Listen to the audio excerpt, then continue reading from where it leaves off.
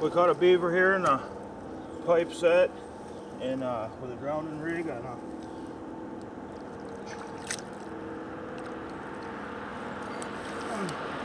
160.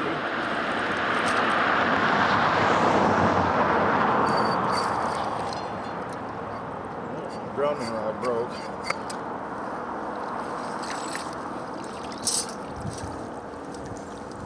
So you got a good back foot catch. Perfect. Took that beaver right out.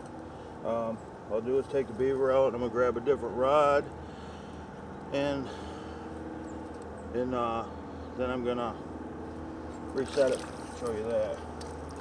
But I'm gonna grab a different rod right now. And this is a Duke 160. It's not a Magnum.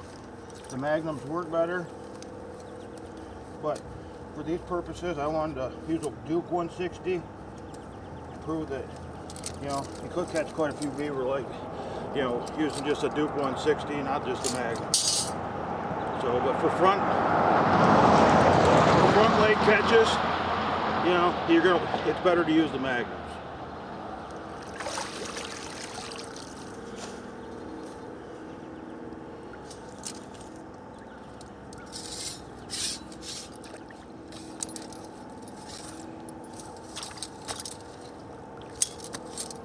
There we go. Alright, so we're gonna take we got our drowning rig set up. We're gonna take our pipe set. If you weren't using a pipe set, you could just use a T-bar here.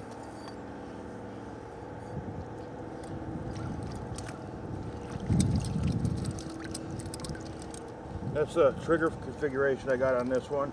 I got different ones. You know, I always trying something different, but that's the one the way it was when I caught it, just a, you know, V.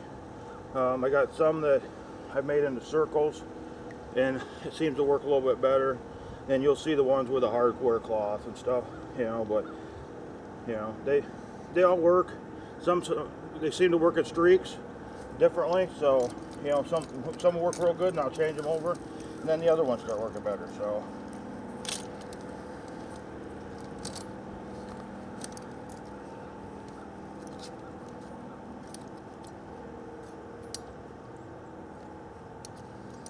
Putting so the trigger system is up.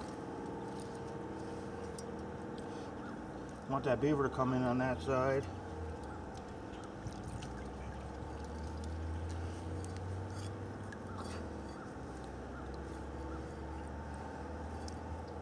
So we got it just offset a little bit. Just configure these whatever way works the best to get it to lay. You want to, you know, put that down in, bed it real good so it ain't moving. And all we're going to do, put our caster up in there, you know, big pile beaver lure, put some of that up in there, smear it around, push the stick in.